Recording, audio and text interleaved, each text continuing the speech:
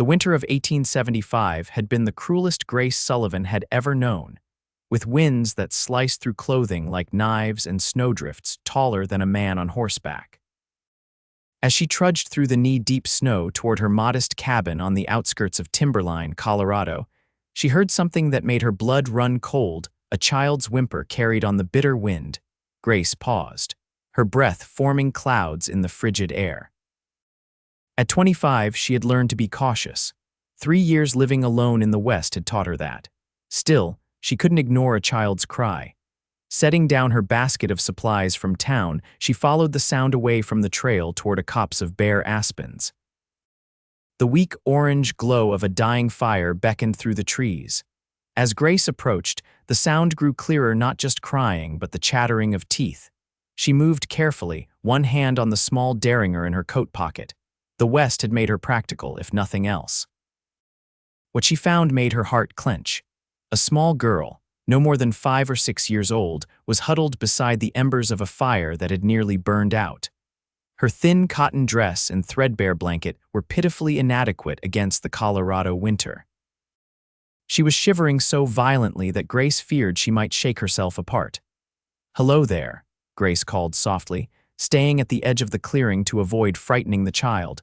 The girl's head snapped up, eyes wide with fear and rimmed with red from crying. Her dark hair hung in tangles around a face that would have been cherubic if not for the blue tinge to her lips. "I'm not going to hurt you," Grace said, taking a careful step forward. "I live just over that ridge. Where's your mama or papa?" "Papa said to wait," the girl whispered through chattering teeth. "He said to keep the fire going, but it's dying and he hasn't come back." Grace scanned the area quickly. No sign of anyone else, just tracks leading away from the camp that were rapidly filling with fresh snow. Whoever had left this child was either desperate, foolish, or something had gone terribly wrong. "How long has your father been gone?" she asked, moving closer now. "Since morning," the girl replied, a tear freezing on her cheek. "He went to find help." Grace didn't hesitate. She unwrapped the wool shawl from around her shoulders and knelt beside the child. "What's your name, sweetheart?" "Lily," the girl managed through trembling lips. "Lily Irwin." "I'm Grace Sullivan," she said, wrapping her shawl around the child's shoulders. It was her prized possession, deep red wool, that she'd brought all the way from Boston, but she didn't think twice. "You're half frozen, Lily. We need to get you warm." Grace stoked the dying fire, adding the dry kindling she always carried in her satchel during winter travels. As the flames licked higher, she pulled Lily onto her lap, wrapping the shawl around them both. "My papa will be angry if I go with you," Lily whispered, though she didn't resist the warmth. "We'll wait a while longer," Grace assured her, though concern gnawed at her.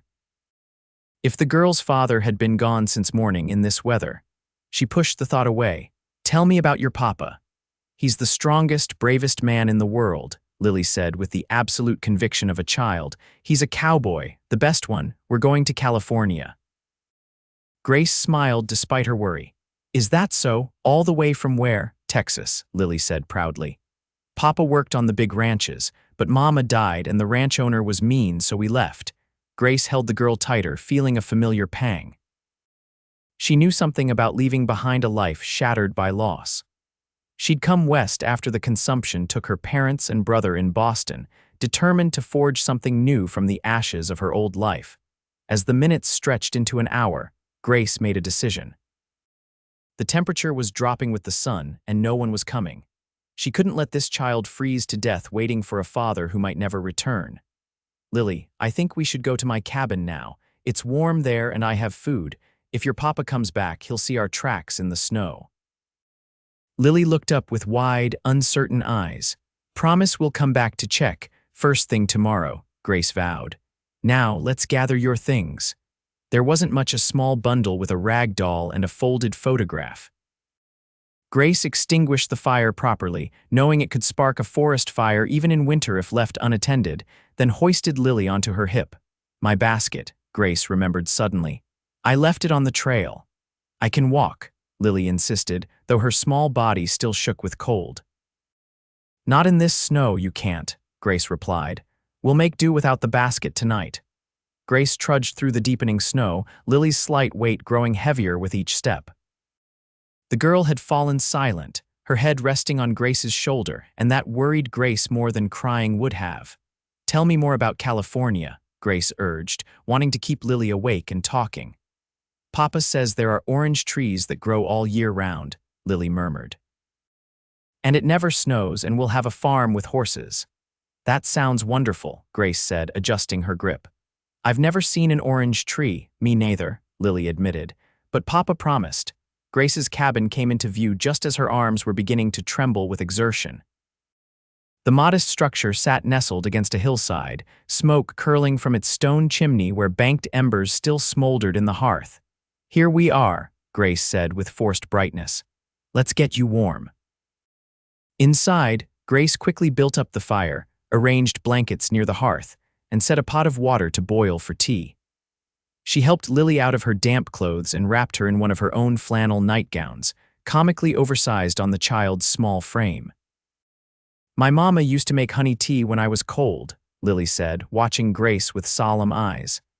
"Then honey tea it shall be," Grace replied, retrieving her precious jar of honey from the cupboard. It was an extravagance, but tonight called for comfort. As Lily sipped the sweet tea, color gradually returned to her cheeks. Grace prepared a simple meal of beans, cornbread, and dried apples, watching with satisfaction as the girl ate ravenously. "When did you last have a proper meal?" Grace asked. Lily shrugged. "Yesterday, I think." "Papa's been saving our food. He says California is still far away." Grace frowned. It was a hard journey in the best of times, nearly impossible in winter with a child. What had driven this man to attempt such a crossing? After dinner, Grace brushed Lily's tangled hair, telling her stories of Boston and the ocean to distract her from worrying about her father.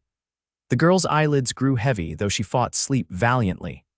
"What if Papa comes while I'm asleep?" she asked, yawning widely. "I'll hear him," Grace assured her. "I'm a very light sleeper." This seemed to satisfy Lily, who finally surrendered to exhaustion. Grace tucked the blankets around her small form and sat in the rocking chair beside the fire, watching the child's peaceful breathing and wondering about the father who had left her alone in the wilderness. She must have dozed herself, for the pounding on her door startled her awake. Grace grabbed her rifle from beside the hearth before approaching the door cautiously. "Who's there?" she called. "I'm looking for my daughter," came a man's voice, rough with desperation. "I followed tracks in the snow." "Please, if you've seen a little girl," Grace unbolted the door, rifle still at the ready. The man who stood on her threshold looked half wild with worry. Tall and broad-shouldered, his face was obscured by several days' worth of beard, but his eyes, the same dark brown as Lily's, were clear and frantic. "She's here," Grace said, lowering the rifle slightly. "She's safe, asleep by the fire." The relief that washed over his face was so profound that Grace thought he might collapse. He swayed on his feet, and she noticed for the first time the bloodstain on his left sleeve. "You're hurt," she said, stepping back to allow him entry. "It's nothing," he muttered, moving past her to kneel beside Lily's sleeping form. His tenderness as he brushed a strand of hair from his daughter's forehead told Grace all she needed to know about this man. "She was half frozen when I found her," Grace said quietly. "The fire had nearly gone out." The man's shoulders slumped. "I got caught in a trap, not an animal trap, men. Ambush. I was just trying to scout ahead, find the pass before taking Lily through." He turned to face her, standing to his full height despite his obvious exhaustion. "I owe you more than I can ever repay, miss." "Sullivan, Grace Sullivan," she supplied. "And you don't owe me anything, Mr. Irwin. Any decent person would have done the same." "Brody," he said. "Brody Irwin, and you'd be surprised how few decent folks we've encountered on our journey." His gaze settled on the red shawl now draped over Lily, and something softened in his expression. "That's a fine piece of wool, from Boston," Grace said, feeling oddly self-conscious. "Please sit before you fall. Let me see to your arm." To her surprise, he didn't argue, sinking into a chair at her small table. His exhaustion was evident in every line of his body. "These men who ambushed you," Grace said as she gathered clean cloths and her medical supplies, "were they bandits?" Brody's jaw tightened. "Of a sort. Men from the Circle T Ranch in Texas. They've been tracking us since we crossed into New Mexico." "Because you left their employ?" Grace asked, helping him remove his coat to expose the wound. The bullet had torn through the muscle of his upper arm, but miraculously hadn't hit bone. "Because I know things the ranch owner doesn't want known," Brody replied grimly. "Things about altered brands and stolen cattle. When my wife died last spring, I had nothing keeping me there and everything pushing me to leave." Grace cleaned the wound carefully. "This needs stitching." "Do what you must," he said, his eyes drifting back to Lily. "I can't thank you enough for taking her in when I couldn't get back before dark." His voice broke slightly. "She's a brave girl," Grace said, threading a needle. "This will hurt." Brody barely flinched as she stitched the wound, his eyes never leaving his sleeping daughter. When Grace finished bandaging his arm, he accepted a cup of coffee with his good hand. "You live out here alone?" he asked, his tone carefully neutral. Grace nodded. 3 years now." "My husband was supposed to join me, but—" She paused, memories washing over her. "Cholera took him before we could leave Boston. I came anyway." "That took courage," Brody said simply. "Or foolishness," Grace replied with a small smile. "Some days I'm not sure which." Outside, the wind howled, rattling the windows. Grace added more wood to the fire, conscious of Brody watching her movements. "We should leave at first light," he said eventually. "We've imposed enough." Grace turned to face him. "Mr. Irwin, that mountain pass you're seeking is treacherous even in summer, in winter with a child and men pursuing you." She shook her head. "It would be suicide." His expression hardened. "We have nowhere else to go." "You do," Grace said before she could reconsider. "Here." "At least until spring." Brody stared at her as if she'd sprouted a second head. "You can't be serious. You don't know me or what kind of danger follows me." "I know you're a father who nearly died trying to protect his daughter," Grace countered, "and I know those mountains. No one crosses them until the spring thaw, not if they want to live." He ran a hand through his dark hair, conflict evident on his face. "I won't endanger you. Timberline is remote enough that your pursuers are unlikely to find you," Grace said practically. "And I have neighbors who would help if needed. Besides, I could use an extra pair of hands around here." Something like suspicion flickered in Brody's eyes. "What do you want in return?" Grace hadn't considered that. What did she want? The truth was, the prospect of a winter alone in her cabin had been weighing on her. 3 years of solitude had been enough. "Help with chores," she said finally. "Hunting, chopping wood, repairing the barn roof before it collapses entirely. And—" She hesitated, then plunged ahead. "Conversation occasionally. Winters are long here." A ghost of a smile touched Brody's lips. "You'd risk harboring a wanted man for conversation and roof repairs. You're not wanted by the law, are you?" Grace challenged. "No," he admitted. "Just by powerful men who think they are the law." "Then it's settled," Grace said with more confidence than she felt. "You and Lily will stay until spring. We'll sort out the details tomorrow. For now, you should rest." Brody looked as though he wanted to argue further but was too exhausted to muster the effort. "One night," he conceded. "We'll talk more tomorrow." Grace nodded, knowing she had won this round. She showed him to her small spare room, originally intended as a nursery for the children she and Thomas had planned to have. Now it held only a narrow bed and a chest for storage. "I'll sleep by the fire near Lily," Brody insisted. "As you wish," Grace replied, gathering a quilt for him. Their fingers brushed as she handed it over, and she was startled by the warmth of his skin despite the cold night. "Good night, Mr. Irwin," she said, stepping back quickly. "Brody," he corrected. "And thank you, Grace Sullivan, for my daughter's life."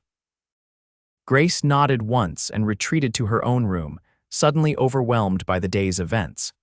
What had possessed her to invite a stranger and his child to stay? A handsome stranger with secrets and men hunting him, no less. Yet as she lay in bed, listening to the wind howling outside, Grace couldn't bring herself to regret her impulsive offer. Something about Lily's sweet face and Brody's desperate concern for his daughter had touched a place in her heart that she thought had frozen over after Thomas died. Besides, she reasoned as sleep claimed her, it was just until spring. Grace woke to the unfamiliar sound of voices in her kitchen. For a moment, she lay disoriented, then remembered her unexpected guests. She dressed quickly and found Lily perched at the table while Brody awkwardly attempted to prepare breakfast one-handed. "Papa's making flapjacks," Lily announced when she spotted Grace. "But they look funny." "That's because your papa is injured," Grace said, moving to take over. Good morning, Mr. Irwin. Brody, he reminded her. He looked better in the daylight, still tired, but no longer on the verge of collapse. He'd clearly washed up. His face was clean-shaven now, revealing a strong jaw and features that were more handsome than Grace had initially realized. I was trying not to wake you, he explained, surrendering the cooking utensils gratefully. I'm an early riser, Grace assured him, quickly salvaging the half-mixed batter. How's your arm? Stiff, he admitted. But better, thanks to your doctoring. Grace worked in comfortable silence, aware of Brody's eyes following her movements. Lily chattered happily, apparently having decided that Grace's cabin was a grand adventure rather than a disruption to their plans. After breakfast, I should retrieve your things from your camp, Grace said as they ate, and my basket from the trail if the snow hasn't buried it completely. I'll go, Brody insisted. You've done enough. With that arm, don't be foolish, Grace replied. We'll all go. The fresh air will do Lily good, and I need to check my rabbit snares anyway. Brody looked as though he wanted to argue, but Lily's excited bouncing at the prospect of an outing silenced his objection. Very well, he conceded, but I'm not an invalid. Of course not, Grace agreed with a small smile. Just a man who lost enough blood yesterday to make most grown men faint. A reluctant laugh escaped him. Has anyone ever told you that you're stubborn, Miss Sullivan? Only everyone who's ever known me, Grace replied lightly. Now let's get bundled up. The snow has stopped, but it's still bitter cold. The morning was crisp and bright, the snow glistening like diamonds under the winter sun. Lily ran ahead, her initial shyness with Grace apparently forgotten, while Brody walked silently beside her. You said you have neighbors who would help if needed, he said eventually. How far are these neighbors? The Mackenzies are 3 miles west, Grace replied. Tomas and Maria Rodriguez have a place about 2 miles south. Then there's Widow Chen who lives by the creek and the Parkers beyond the ridge. And they'd all come to your aid. Brody sounded skeptical. Grace nodded. We look out for each other out here. Have to. The winter of '73 was brutal. We lost the Hendersons and their children when their roof collapsed under heavy snow. Since then, we check on each other regularly. It sounds like a community, Brody observed. It is, Grace confirmed. Not like a town with its gossip and politics, but something more essential. When Maria had her baby last winter during the big storm, 4 of us trudged through waist-deep snow to help. When my well ran dry last summer, Tomas brought his sons to dig it deeper. They reached the spot where Grace had abandoned her basket. Remarkably, it was still visible, though nearly covered by snow. Brody insisted on retrieving it despite his injury, and Grace let him, recognizing his need to feel useful. At the camp where she'd found Lily, they discovered a packhorse tethered among the trees, looking miserable but alive. Sarge, Lily cried, running to the horse. Papa, he's okay. Thanks to Miss Sullivan finding you both, Brody said, his voice thick with an emotion Grace couldn't quite name. He quickly gathered their meager belongings while Grace checked the horse for injuries. He seems sound, she reported, just cold and hungry. Like the rest of us, Brody said with a wry smile. He secured their packs and then helped Lily into the saddle. Would you mind if she rides? Her legs are too short for these drifts. Of course not, Grace said. In fact, I was going to suggest it. They walked back to the cabin in companionable silence, broken only by Lily's occasional questions about the wildlife tracks they spotted in the snow. By the time they returned, Grace had made her decision. I meant what I said last night, she told Brody as they unsaddled Sarge in her small barn. You and Lily should stay until spring. Brody's hands stilled on the saddle girth. It's too much to ask. You didn't ask, I offered. Grace met his gaze steadily. Those men who are after you, will they follow you this far? Brody considered this. Possibly. Travis Blackwood, the ranch owner, is a persistent man, but even he wouldn't try to cross the mountains in winter. Then stay, Grace said simply. Help me get through winter, and come spring, you can continue to California if you still wish to. She could see the conflict in his eyes, pride warring with practicality, suspicion with gratitude. Finally, he nodded once. Until spring, he agreed, on one condition, which is. You let me pay my way, Brody said firmly. I have some money saved and I won't be a charity case. Grace considered this. His pride was clearly at stake, and she understood that all too well. Very well. You can contribute to food and supplies, but your main payment will be labor. That barn roof won't fix itself, and there's plenty more that needs doing. Relief crossed Brody's features. Agreed, and thank you, Grace.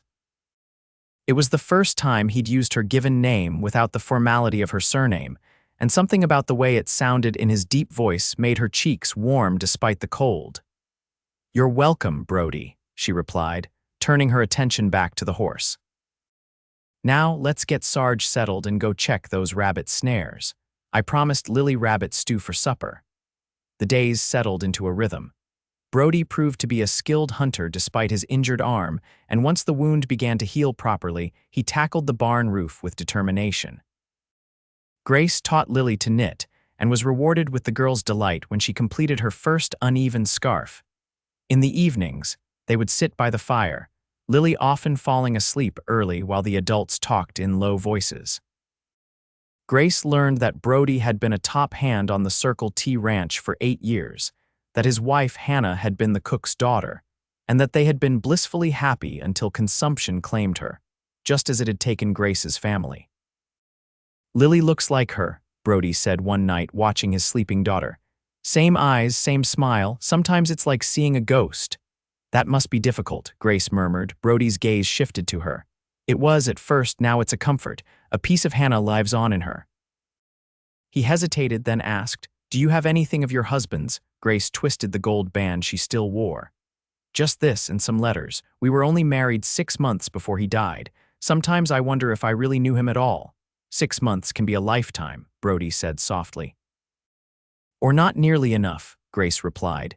In turn, she told him about Boston, about her family's shipping business that had been sold to pay debts after their deaths, about her dream of becoming a teacher that had died when consumption swept through their neighborhood. "Why Colorado?" Brody asked. "Why not stay in the East?" Grace stared into the fire. "There was nothing left for me there. Thomas and I had been planning to come west before he died. He had a cousin in Denver who wrote about the opportunities here. After he was gone, I decided to come anyway. I needed." She searched for the right words. "A clean slate," Brody supplied. "Yes," Grace agreed, surprised by his understanding. "Exactly that." December brought heavier snows and Christmas preparations. Grace was determined to make the holiday special for Lily, crafting small gifts in secret and teaching her to make paper chains and pine cone decorations. Brody seemed bemused by her enthusiasm. "We haven't properly celebrated Christmas since Hannah died," he admitted as they watched Lily carefully painting pine cones with the precious watercolors Grace had unearthed from a trunk. "Then it's high time you started again," Grace said firmly. "Traditions are important, especially for children." "What traditions did your family have?" Brody asked, genuinely curious. Grace smiled at the memories. "We always attended midnight services on Christmas Eve. Then on Christmas morning, we would open one gift each before breakfast. After church, we'd have a grand dinner with all the relatives, sometimes 20 people crowded into our dining room."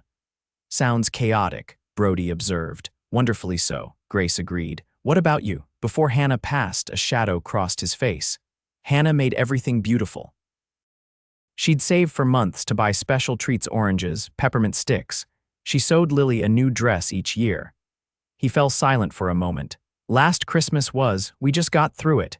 Grace impulsively reached out to touch his hand. "This one will be better," she promised, and it was. On Christmas Eve, Grace prepared a special supper of roast venison, potatoes, and dried apple pie. They sang carols by the fire, and Grace read the Christmas story from her Bible while Lily listened wide-eyed. The next morning, Lily's squeals of delight at her gifts, a rag doll Grace had sewn, a carved wooden horse from Brody, and a picture book they had created together, filled the cabin with joy. Brody had carved a delicate hair comb for Grace, the wood polished to a high shine and inlaid with tiny pieces of turquoise he'd traded for in town. "It's beautiful," she breathed, running her fingers over the intricate design. "You deserved something special," he said simply. "For all you've done for us." Grace had knitted him a scarf and gloves from her precious store of wool yarn. To keep you warm on the trail to California, she said as he unwrapped them, then wished she hadn't mentioned their eventual departure. Something flickered in Brody's eyes, regret, perhaps, or uncertainty. Thank you, he said, running the soft wool between his fingers. They're perfect. That night, after Lily had fallen asleep clutching her new doll, Brody and Grace sat by the fire sharing the last of her cherished bottle of brandy. I haven't felt this peaceful in years, Brody admitted, his voice low. Almost makes me forget there are men who want me dead. Grace studied his profile in the firelight. Do you truly believe they'll come after you when the pass is clear? Brody nodded grimly. Travis Blackwood doesn't forgive what he sees as betrayal, and I took his best stallion when we fled. Sarge, Grace asked, surprised. A smile tugged at Brody's lips.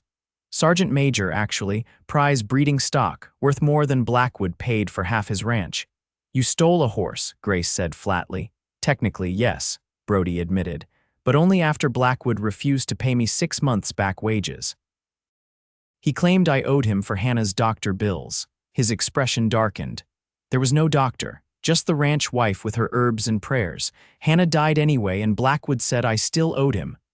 That's terrible, Grace whispered. That's Travis Blackwood, Brody replied.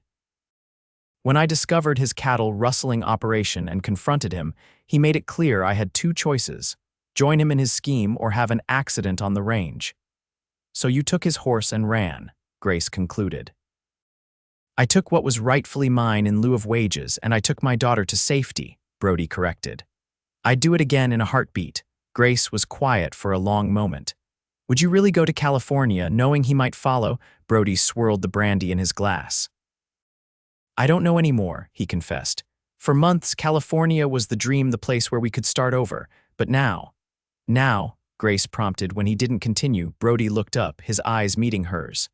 Now I'm not so sure that running is the answer. The air between them seemed to charge with something unspoken. Grace became acutely aware of how close they were sitting, of the way the firelight caught the gold flecks in his brown eyes. What is the answer, then? She asked, her voice barely audible. For a moment she thought he might reach for her. Instead, he drained his glass and stood. I don't know yet, he said, but I'm beginning to think it might not be as far away as California. New Year's brought a fierce blizzard that confined them to the cabin for 3 days. Grace taught Lily to bake bread, while Brody repaired furniture and told stories of his cowboy days that had Lily giggling and Grace raising her eyebrows at his obvious embellishments. On the evening of the 3rd day, when the storm finally broke, they stood together on the porch watching the stars emerge in a crystalline sky. It's so quiet, Brody remarked, like the whole world is holding its breath. It's the snow, Grace explained. It absorbs sound. One of the things I love about winter. Lily had fallen asleep early, exhausted from a day spent building a snow fort in the yard once the storm passed. It was rare for Grace and Brody to have time alone, and she found herself both enjoying and nervous about his proximity. What else do you love? Brody asked, his voice soft in the stillness. Grace considered the question. Spring wildflowers, the smell of rain on dusty ground, fresh bread, books. She paused, then added, the sound of Lily laughing. Brody's smile was visible even in the darkness. She laughs more here than she has since her mother died. Children are resilient, Grace said. Given half a chance, they'll find joy again.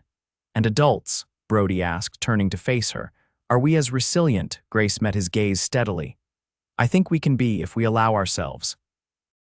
Something changed in his expression, then a decision made, perhaps. Grace, he began, his voice rougher than before. The moment was shattered by the distant sound of a gunshot, followed by the howling of wolves. Brody tensed immediately, one hand going to his hip where his pistol would normally rest. Inside, he ordered, all tenderness gone from his voice. Now. Grace didn't argue, allowing him to usher her back into the cabin. He secured the door and moved to the window, peering out cautiously. It's probably just someone hunting wolves, Grace suggested, though unease prickled along her spine. The pack's been coming closer to the homesteads this winter. Maybe, Brody conceded, though he didn't look convinced. Still, I'll take first watch tonight. Brody, please, Grace, he interrupted. It's probably nothing, but I'd rather be cautious. She recognized the fear in his eyes, not for himself, but for Lily, for her. "All right," she agreed, "but wake me in 4 hours, you need sleep too." He nodded, though Grace suspected he had no intention of waking her. She retreated to her bedroom but left the door ajar, listening to Brody's quiet movements as he checked the windows and loaded the rifle he'd brought with him from Texas. Grace slept fitfully, waking several times to see Brody's silhouette still at the window. When dawn broke, she rose and found him in the same position, eyes red-rimmed but alert. "You didn't wake me," she accused softly. "There was no need," he replied. "Nothing happened." "That's not the point," Grace said, moving to stand beside him. "You need rest too," Brody sighed, rubbing a hand over his face. "I'll sleep later. I want to ride out, check the surrounding area. In this snow, alone." Grace shook her head firmly. "No. If you insist on scouting, we'll ask Tomas Rodriguez to come with you. His sons can watch over us here." Brody looked like he wanted to argue, but after a moment he nodded. "That's sensible, thank you." Grace squeezed his arm gently. "You're not alone anymore, Brody, remember that." Something flickered in his eyes, gratitude, perhaps, or something deeper that Grace wasn't ready to name. "I'll try," he promised. Tomas and his oldest son Miguel arrived shortly after breakfast, having seen Grace's signal flag hoisted above the barn. The older man listened gravely as Brody explained his concerns, then nodded. "We heard the shots too," he confirmed. "Could be hunters, but strange timing in such weather." His dark eyes assessed Brody shrewdly. "You think someone is looking for you, amigo?" "It's possible," Brody admitted. "I'd rather be sure than sorry." Tomas nodded. "Miguel will stay with the Senoras and the Niña. You and I will check the North Ridge first, then circle back through the Eastern Valley." Grace watched anxiously as the men saddled their horses.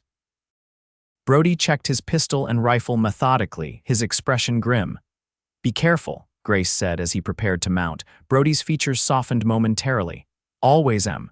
He hesitated, then added in a lower voice, "Take care of Lily if don't," Grace interrupted fiercely. "Don't even think it. You'll be back by sundown, both of you." A ghost of a smile touched his lips. "Yes, madam." She watched until the men disappeared into the trees, then turned to find Miguel watching her with knowing eyes. "How long has Senor Irwin been courting you?" the young man asked innocently. Grace felt heat rush to her cheeks. "He isn't, we're not," she stopped, composing herself. "Mr. Irwin and his daughter are guests until spring, nothing more." Miguel's smile suggested he didn't believe her for a moment, but he mercifully changed the subject. "Shall I chop more wood while we wait?" The day crawled by with agonizing slowness. Grace tried to distract herself and Lily with baking and mending, but her eyes constantly strayed to the window. Miguel remained vigilant, checking the perimeter regularly and keeping his rifle close. Sunset came and went with no sign of the men. Grace paced anxiously, ignoring Miguel's reassurances that his father was an experienced tracker who wouldn't take unnecessary risks. "Should we light the signal fire?" Grace asked as full darkness fell. Miguel hesitated. "It would bring help, yes, but it would also alert anyone in the area to our location. If someone is hunting Brody, they already know where we are," Grace pointed out, "and if they're lost or hurt. The decision was made for them when hoofbeats sounded in the yard." Miguel moved to the window, rifle ready. "It's them," he confirmed with relief. Grace rushed to the door, flinging it open as Tomas and Brody dismounted. Both men looked exhausted but unharmed. "What did you find?" she demanded. Brody and Tomas exchanged glances. "Tracks," Tomas said finally. "3 riders moving carefully, not hunters." "Blackwood's men?" Grace asked, her heart sinking. "Can't be sure," Brody replied, his expression grim. "But they're heading toward town. I need to go there tomorrow, see if I recognize anyone." "Absolutely not," Grace protested. "That's exactly what they'd expect." "Grace is right," Tomas agreed. "Better to wait, let them show their hand. My sons and I will watch the trails, warn you if they return this way." Brody looked like he wanted to argue, but weariness won out. "Thank you, Tomas, I'm in your debt." The older man clapped Brody on the shoulder. "We look after our own in this valley. Now, Miguel and I should get back before Maria sends out a search party." After they left, Grace secured the door and turned to find Brody watching her with an unreadable expression. "What?" she asked. "You've made a life here," he said simply. Friends, community, I've been so focused on California that I didn't consider.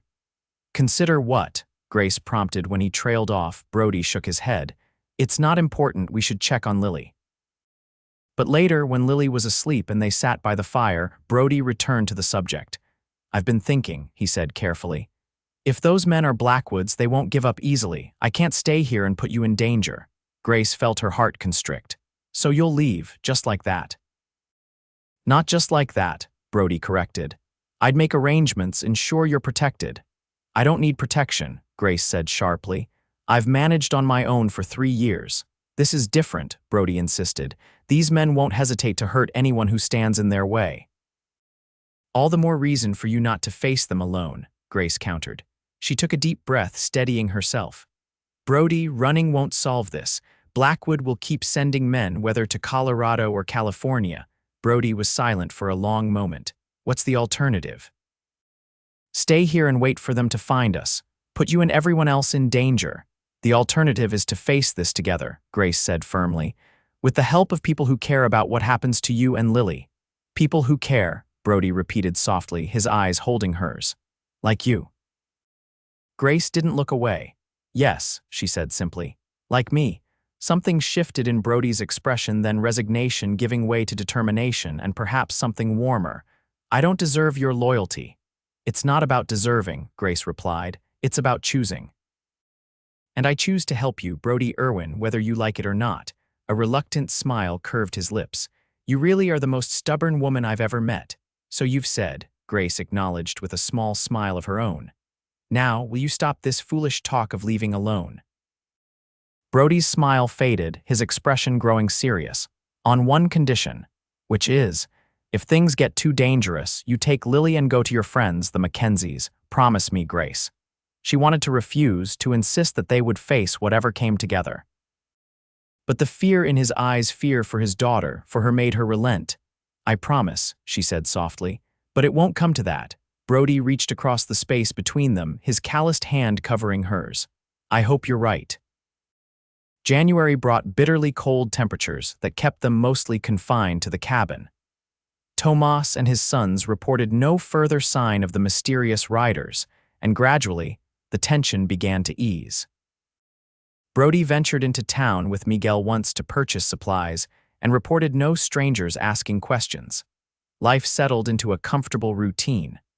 Brody completed repairs on the barn and built shelves in the kitchen that Grace had been wanting for years. In the evenings, Grace taught Lily to read using her small collection of books, while Brody carved delicate figurines from wood horses, birds, and once, a perfect miniature of Grace that made her blush when he presented it to her. It's how I see you, he explained simply when she protested that he had made her too pretty. Their growing closeness did not go unnoticed. When Maria Rodriguez visited with freshly made tamales, she raised knowing eyebrows at the sight of Brody's clothes hanging beside Grace's, at the easy way they moved around each other in the kitchen. He is good for you, Maria observed quietly while Brody was outside with Lily. I have not seen you smile so much since you came to this valley. Grace busied herself with the dishes. He and Lily are good company, that's all. Maria's laugh was warm and knowing. If you say so, amiga. But a woman recognizes the look of a man in love even if the woman herself is blind to it. Grace nearly dropped the plate she was drying. In love, Maria, that's absurd. Brody is grateful for shelter, nothing more. Gratitude does not make a man look at a woman the way he looks at you, Maria countered. Nor does it make a woman blush when that man enters a room. Grace felt her cheeks warm, proving Maria's point. Even if that were true, and I'm not saying it is, Brody plans to leave for California in the spring. Maria shrugged. Plans change, Grace. Hearts change them. After Maria left, Grace found herself watching Brody more carefully, seeking signs of what her friend had claimed to see. Was there something in the way his eyes lingered on her face, in how his hand sometimes brushed hers when they worked together? More disconcerting was her own reaction to these moments, the quickening of her pulse, the warmth that spread through her body at his proximity. She had thought that part of her had died with Thomas, but it seemed her heart had other ideas. February brought a brief thaw that allowed for longer excursions outdoors. Brody taught Lily to ice fish on the frozen pond, while Grace gathered pine boughs to freshen the cabin. One clear afternoon, they hiked to a nearby hilltop where Grace showed them her favorite view of the valley. "I can see why you stayed," Brody said, surveying the breathtaking landscape. "It's beautiful here." "It grows on you," Grace agreed. "The seasons, the rhythm of life, it's not always easy, but it feels real in a way Boston never did." Lily had wandered ahead, examining animal tracks in the snow with the curiosity of a budding naturalist. "She's flourishing here," Brody observed, watching his daughter. "Thanks to you. Children adapt," Grace said. "But yes, she's doing well." Brody turned to face her fully.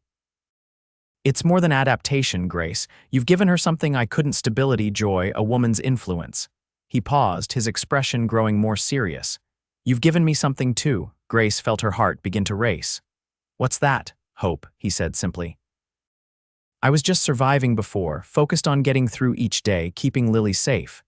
But now," he gestured to the valley below, "now I'm thinking about the future again.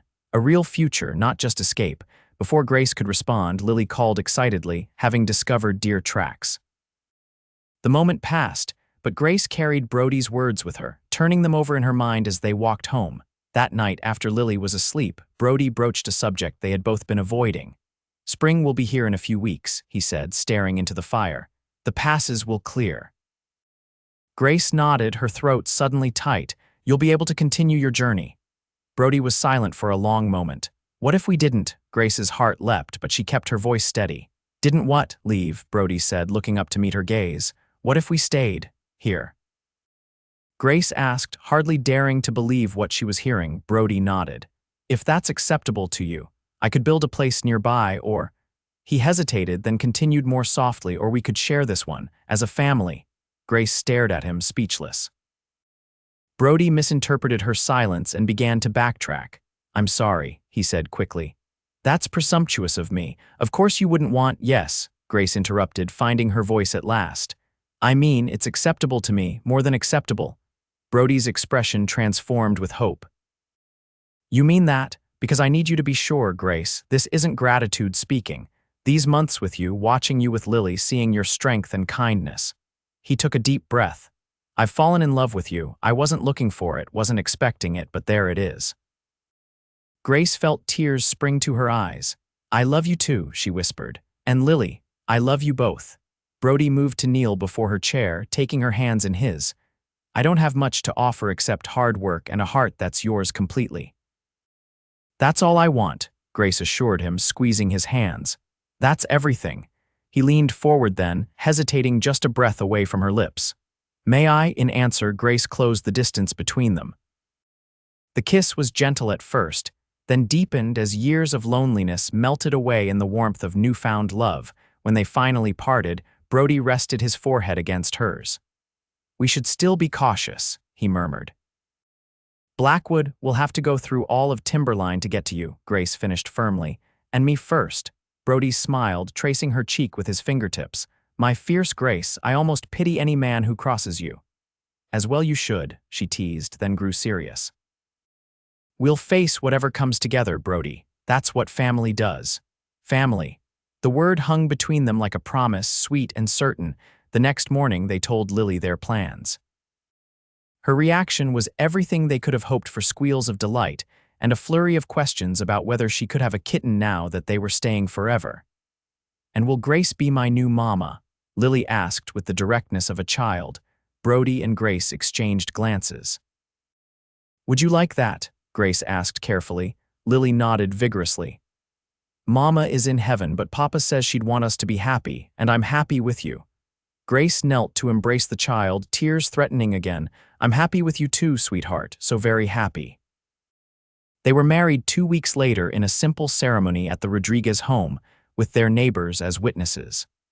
Maria had insisted on hosting, declaring that every bride deserved a proper celebration, however modest. Grace wore her best dress, navy blue wool with lace at the collar, and her red shawl. Lily had woven wildflowers from the first spring thaw into a crown for Grace's hair, and Brody looked at her as though she were the most beautiful woman in the world. I, Brody James Irwin, Take you, Grace Eleanor Sullivan, to be my lawfully wedded wife, he vowed, his voice steady and sure. To have and to hold from this day forward, for better, for worse, for richer, for poorer, in sickness and in health, until death do us part. Grace repeated the vows, her heart so full she thought it might burst. When the circuit preacher pronounced them husband and wife, Brody's kiss was both tender and passionate, a promise of the future they would build together. The celebration continued well into the evening, with food and music and laughter. Lily danced with every man present, her joy infectious. As twilight fell, Tomas raised his glass in a toast. To new beginnings, he said, his gaze warm as it rested on the newlyweds, and to the family we choose. To family, everyone echoed. Later, as they prepared to leave, Maria pulled Grace aside. Be happy, my friend, she said, embracing her. You deserve this joy. Thank you, Grace whispered, for everything. The Mackenzies had insisted on taking Lily for the night, giving the newlyweds privacy. As Brody and Grace rode home in the cool spring evening, a sense of peace settled over Grace. What are you thinking? Brody asked, reaching across to take her hand. That I'm exactly where I'm meant to be, Grace replied honestly. Their first night as husband and wife was everything Grace had hoped for, tender, passionate, and filled with discoveries. Afterward, lying in Brody's arms, Grace felt a contentment she had never known before. I never thought I'd find this again, Brody murmured against her hair. After Hannah died, I thought that part of my life was over. I know, Grace said softly. I felt the same after Thomas. It's a gift, isn't it? This second chance. Brody's arms tightened around her. One I intend to treasure every day. Spring brought new beginnings in more ways than one. With the help of their neighbors, Brody began building an addition to the cabin, 2 more rooms that would give them all more space as their family grew. Grace planted an expanded vegetable garden, and Lily adopted a half-wild kitten from the Rodriguez barn, naming it Sergeant in honor of their horse. The threat of Blackwood's men remained a shadow in the background of their happiness. Brody kept his rifle clean and ready, and they established signals with their neighbors in case of trouble. But as weeks passed with no sign of danger, they began to hope that perhaps they had truly escaped their past. Then, on a warm day in late May, a stranger rode into their yard while Brody was helping Tomas repair a fence line. Grace was hanging laundry while Lily played with Sergeant nearby. Good afternoon, madam, the man called, tipping his hat. He was well-dressed, his horse expensive. I'm looking for a man named Brody Irwin. I was told in town he might be staying in these parts. Grace felt ice form in her veins despite the warm day. She moved casually to position herself between the stranger and Lily. May I ask why you're looking for him? She inquired, keeping her voice neutral. The man smiled, but it didn't reach his eyes. Just an old friend passing through, heard he was in the area and thought I'd pay my respects. I see, Grace said, and you are, forgive my manners, James Cooper, madam.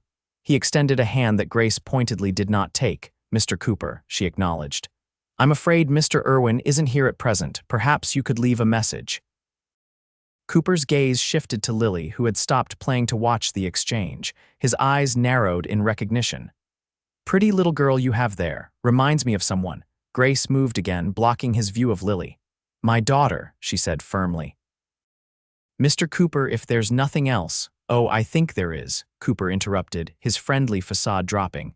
You see, I know that's Irwin's girl, which means Irwin can't be far. His hand moved to rest on the pistol at his hip. Why don't you call him out, Mrs. Irwin, is it now?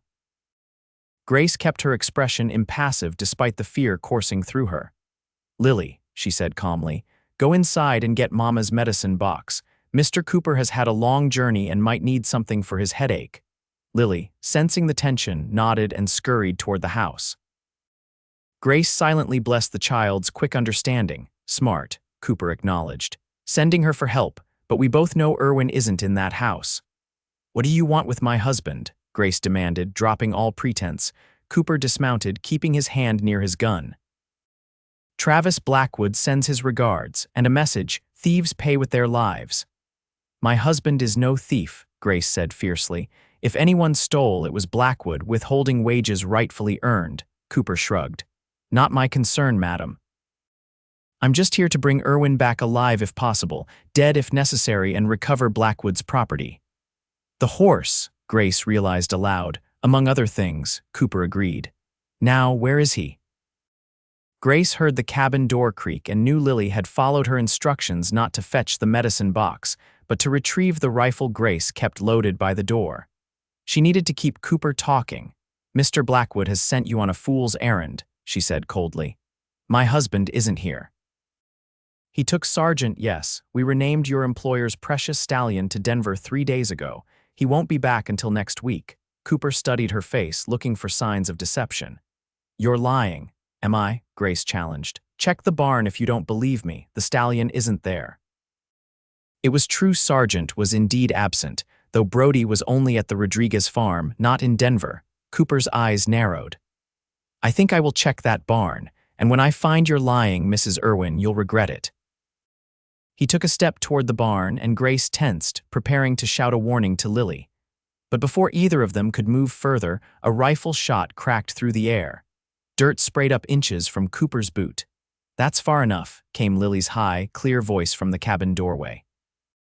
The rifle she held was almost as big as she was, but she had it braced against the doorframe as Brody had taught her, and her small finger was steady on the trigger. Cooper froze, then laughed incredulously. You're going to let a child shoot me? My daughter is an excellent shot, Grace said calmly, though her heart was racing. Brody taught her well. The next one won't be a warning. Cooper's hand moved toward his gun, and Grace tensed, prepared to lunge at him if necessary to protect Lily. But before either could act, hoofbeats sounded from the trail. Brody and Tomas galloped into the yard, rifles drawn. Cooper, Brody said coldly, recognizing the man immediately.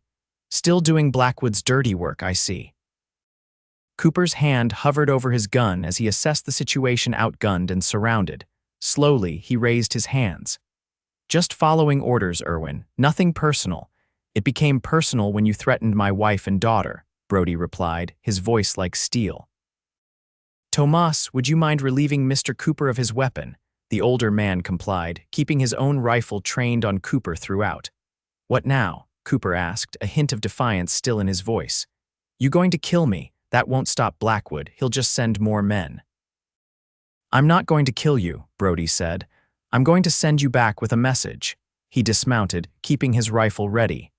Tell Blackwood that the stallion is rightful payment for wages owed. And tell him that if he sends anyone else after my family, I have evidence of his rustling operation that will go straight to the territorial marshal. Cooper's eyes widened slightly. What evidence? Brody smiled grimly. Ledgers, Cooper. Hannah was the ranch accountant's daughter. She helped her father keep the books. She made copies when she realized what Blackwood was doing. Blackwood won't believe you, Cooper protested. He'll think you're bluffing. Then he's welcome to test that theory, Brody replied, but I suggest you make it clear what he stands to lose. Now get on your horse and ride out. Don't come back. Cooper hesitated, calculating his odds. Finally, he mounted his horse. This isn't over, Irwin. For your sake, it should be, Brody warned. Next time, I won't be so merciful. They watched as Cooper rode away, Tomas keeping his rifle trained on the man until he disappeared from view. We need to get word to the others, Tomas said grimly. If one found you, more may come. Brody nodded, then turned to Grace and Lily. In 3 long strides, he reached them, pulling them both into a fierce embrace. Are you all right? He demanded, checking them for injuries. We're fine, Grace assured him, though her hands trembled slightly. Lily was very brave. Brody knelt before his daughter, who still clutched the rifle. Gently, he took it from her. You did exactly right, sweetheart. I'm very proud of you. Lily's lower lip trembled. He wanted to hurt you, Papa. But he didn't, Brody said firmly. Thanks to you and your mama. Grace's heart swelled at hearing Brody refer to her as Lily's mama. It was still new, this family they were building, but in moments of crisis, the bonds showed their strength. That night, after additional precautions had been put in place, the Rodriguez brothers taking turns standing watch, signals arranged with the Mackenzies, Brody and Grace talked quietly by the fire. I'm sorry, Brody said, his face lined with worry. I knew this might happen someday, but I hoped. Don't, Grace interrupted. This isn't your fault, and we handled it. Brody took her hands in his. "You were incredible today, so was Lily." "We protected what's ours," Grace said simply, "just as you would do for us." "Do you think Blackwood will back off when Cooper delivers the message?" Grace considered this. "If he's as calculating as you say, he'll weigh the risk of exposure against the value of the horse and his pride. It could go either way." Brody nodded grimly. "We should be prepared either way." "We will be," Grace assured him, "but we won't live in fear, Brody." "That's no life at all." He pulled her close, pressing his lips to her forehead. "When did you get so wise?" "I've always been wise," she teased, trying to lighten the mood. "You're just now noticing."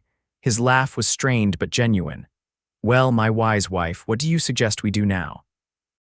Grace leaned against him, drawing comfort from his solid presence. "We live our lives. We finish building our addition. We plant our garden. We love our daughter." She paused, then added softly, "And perhaps, God willing, we add to our family." Brody pulled back slightly to look at her face. "Grace, are you saying?" She smiled, placing his hand against her still flat stomach. "I wasn't sure until yesterday. Dr. Parker confirmed it when he stopped by to check on Widow Chen." Joy transformed Brody's face, erasing the worry lines. "A baby, we're having a baby."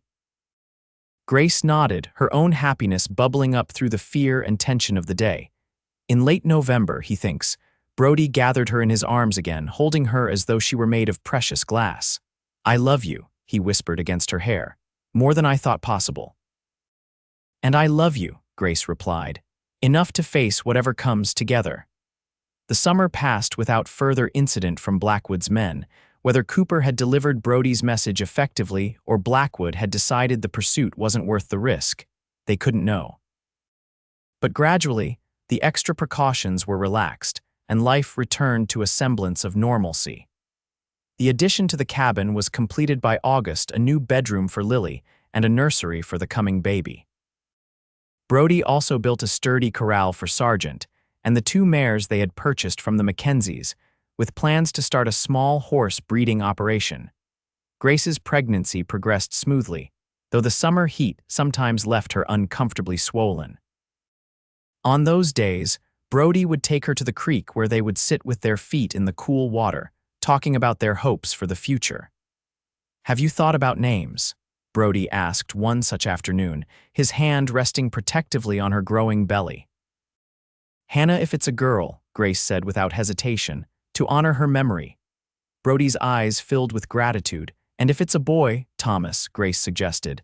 "Or perhaps James after your father, Thomas James Irwin," Brody mused. "It has a good sound to it." Lily was fascinated by Grace's changing body, often resting her head against the swell of her stomach to feel the baby kick. "Will the baby call me sister?" she asked one evening as Grace brushed her hair before bed. "Of course," Grace assured her.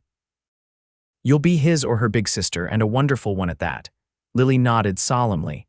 "I'll teach the baby everything, how to fish and ride and shoot when they're bigger, of course." Grace smiled. "Of course.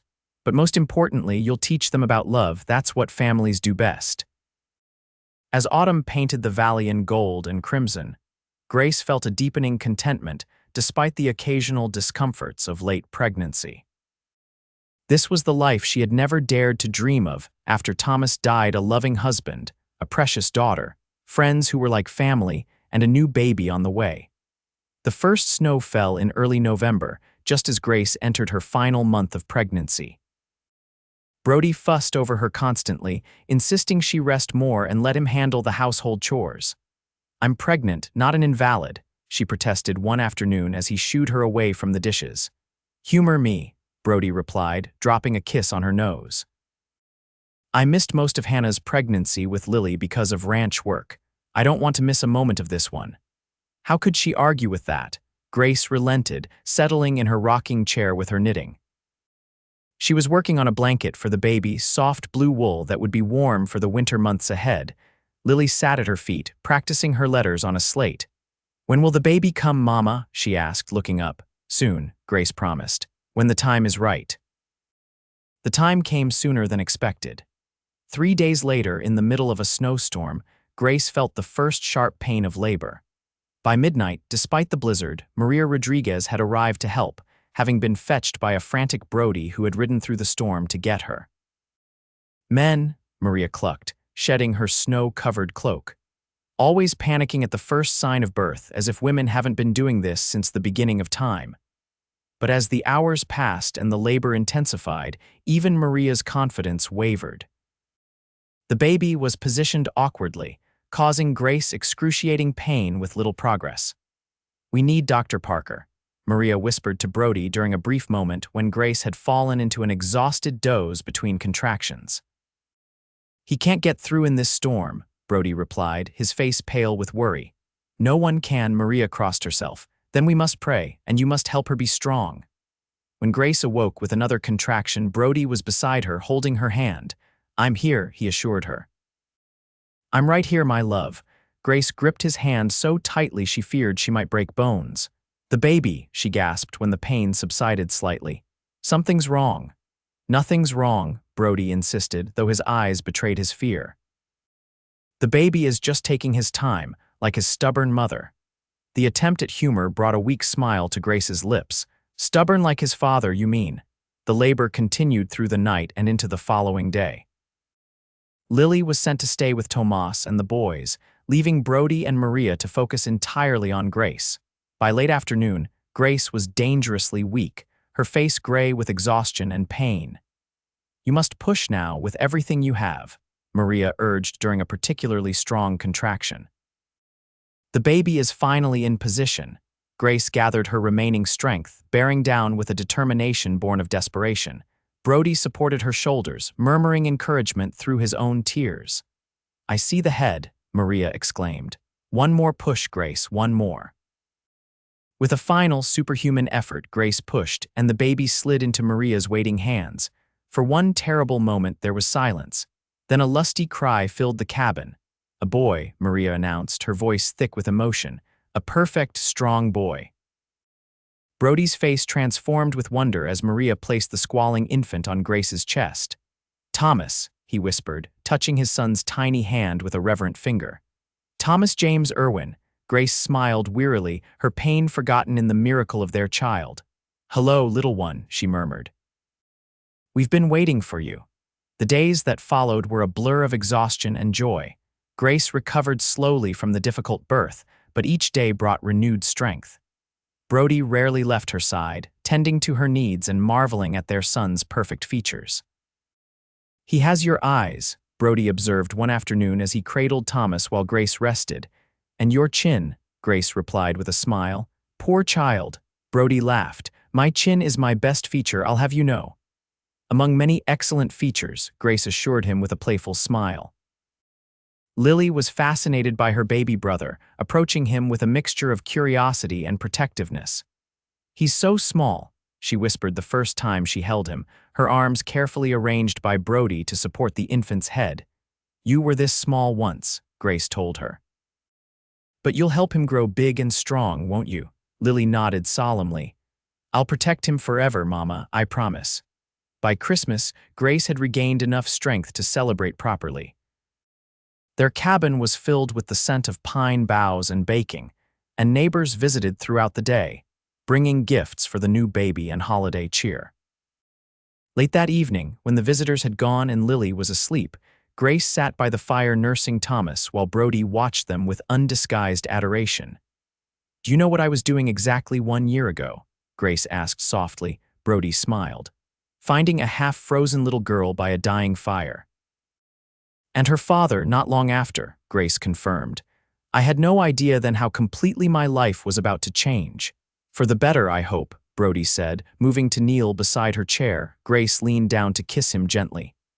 "Beyond anything I could have imagined."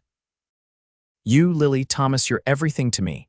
Brody reached out to touch Thomas's downy head. "When Hannah died, I thought my heart died with her. I didn't think I could ever love another woman." He looked up, meeting Grace's gaze. "I was wrong. My heart wasn't dead, just waiting for you." Grace felt tears prick her eyes. "That might be the most beautiful thing anyone has ever said to me." "It's the truth," Brody said simply. "You saved us, Grace, not just from the cold or from Blackwood, but from a half-life. You made us whole again." "We saved each other," Grace corrected gently. "That's what love does." Outside, snow fell softly, blanketing their mountain valley in pristine white. Inside, the fire crackled warmly, casting golden light over the family gathered in its glow. A year of unexpected joy had passed, and many more stretched ahead years that would bring challenges and sorrows as all lives do, but also immeasurable happiness. As Thomas drifted to sleep at her breast, Grace looked around at the home they had built together, not just the physical structure, but the bonds of love that connected them all. From the moment she had found a shivering child beside a dying fire and wrapped them both in her shawl, Grace had been weaving those bonds, creating a tapestry of love and family more beautiful than any she could have designed alone. "What are you thinking?" Brody asked, noticing her contemplative expression. Grace smiled, her heart full to bursting. "That some journeys end exactly where they're meant to, not in California or Boston or anywhere else on a map, but right here, home." Brody rose to kiss her forehead, then Thomas's, his touch a promise of all the days to come. "Home," he agreed softly. "At last."